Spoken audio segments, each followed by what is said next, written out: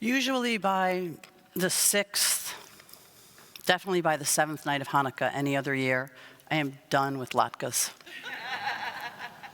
Done with sufganiyot. Seems like an effort to get to night 7 and night 8. Not this year. This year, I think the Jewish people set a world record of sufganiyot and latkes and celebrating light in the darkness. Because, as I said before, it's a very dark time.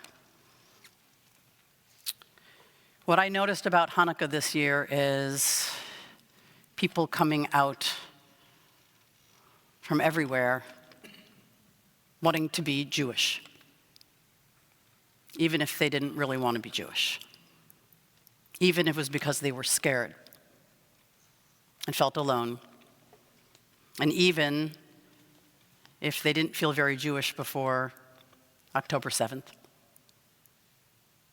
And even if it was based in fear, it felt like a good thing to be together, to light the lights in the darkness, to be with other people who could feel our pain and our sorrow and also our love and our light. A dear friend of ours started a tradition many years ago called Nineke. N-I-N-E, Nineke. Her kids said, why should we only have 8 nights of Hanukkah? We could get presents on the 9th night. Why don't we just start a new holiday? So they actually started the tradition of Nineke. So tonight is Nineke. And as you can see, this reminds me a little bit of the second night of Hanukkah, where we stood in a completely full sanctuary and we installed our newest member of the clergy, Rabbi Noah Westreich. Between the 6 o'clock service and the 8:30 late Shabbat, we had over 1,000 people in here, a night of intense joy and celebration. Now, Nineke might sound ridiculous, like, kids made it up, it's a bubba mice, but just to let you know, part of a rabbi's job is to make stuff up. And I don't mean just make random stuff up, but you might notice that there are things in the Torah that we have added to. Even though in the Torah it says you're not supposed to add or subtract anything from the Torah, we used to only have 1 day of Rosh Hashanah, and now we have 2. There used to only be 7 days of Sukkot, 7 days of Pesach, and we added 1 more, so there's 8 days. So there's actually 3 8-day festivals, Hanukkah and Pesach and Sukkot. We add things. How many people have ever seen an orange on a Seder plate? Is that in the Torah? No, not yet. Exactly. But it's in our Torah now. Think about even the laws of keeping kosher. It says you shall not cook a kid in its mother's milk, right? But then later the rabbi said, well, what if you walk by somebody and they happen to be eating chicken parmesan? And you think that it's meat, and so you think, why aren't they keeping kosher? The whole idea of separating milk and meat was just for cooking a kid in its mother's milk. But the rabbi said, you know what, we're going to extend it to poultry just to be extra, extra sure that nobody breaks the law.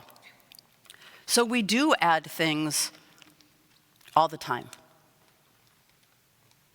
And I'm not saying legally, halachically, I can wave my magic Jewish wand over the candles and say, now we have a 9th night of Hanukkah, but don't we really need it? Don't we need more light? There's nothing wrong with adding lights. That's why I added these lights. And I want to remind us of the mitzvot that we were commanded on Hanukkah. Yes, to light the Hanukkah candles, but where are we supposed to put the Chanukiah? Where are we compelled to put it? You're supposed to put it in your window so that everybody sees that you're Jewish. And I'll tell you, this was my first year putting our Chanukiah in the window and feeling a little scared.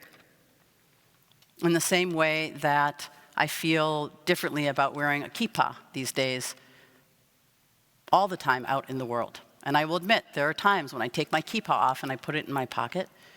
And then the way I feel when I put my hand on my head later is I feel a little sense of shame that I took it off and I wasn't being visibly Jewish all the time. But one of the things that I love about Hanukkah is that, like Purim, there's also the commandment that you're not allowed to fast and you're not allowed to make a eulogy during Hanukkah. That it's supposed to be a time of simcha, of joy, and of light.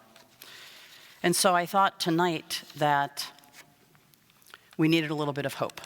So I dug around and I found some hopeful things.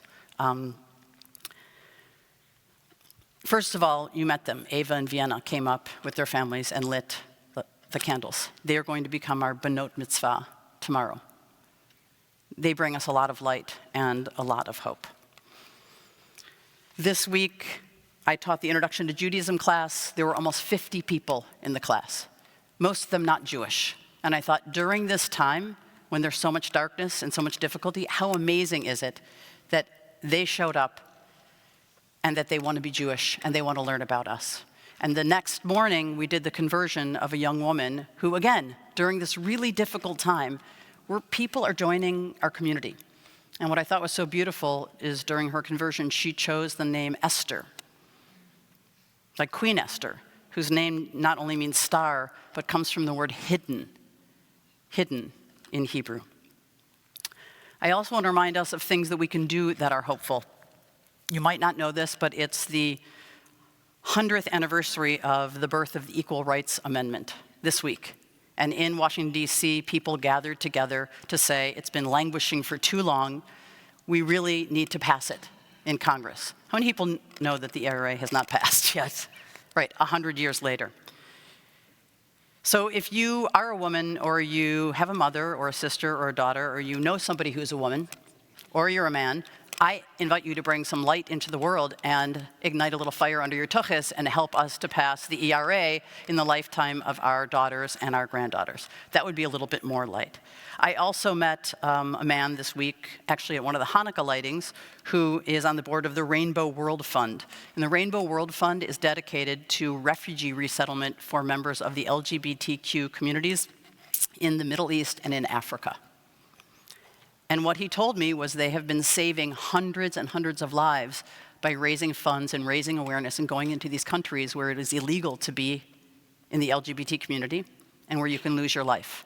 And they are resettling those refugees in places where it is legal and where those lives can be saved. And so I said, well, I'll make a donation. What else can I do to help?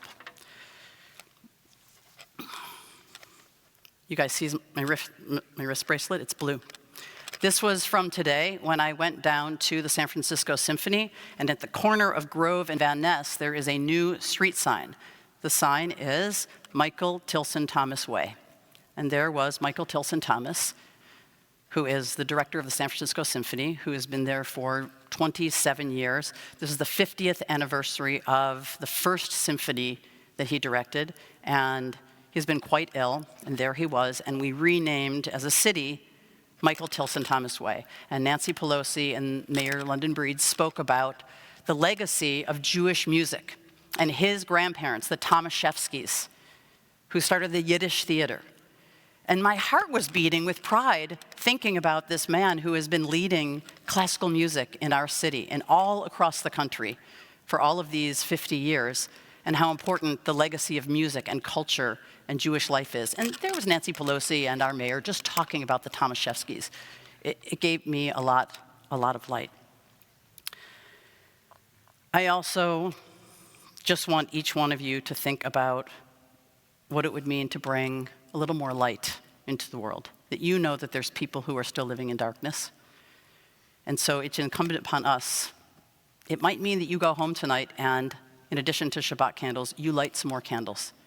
And between now and the end of this secular year, because it'll be getting a little bit lighter, I encourage you, because it's dark out, to light a little bit more light.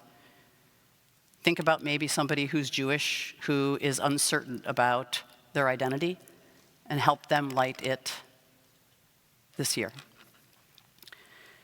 At the end of our prayer service, we say, Oseh Shalom, at the end of the Kaddish.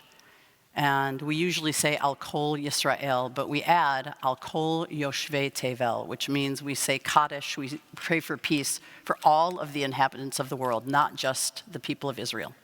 And so today we lost 3 young men who were hostages in Gaza. It was a terrible shock.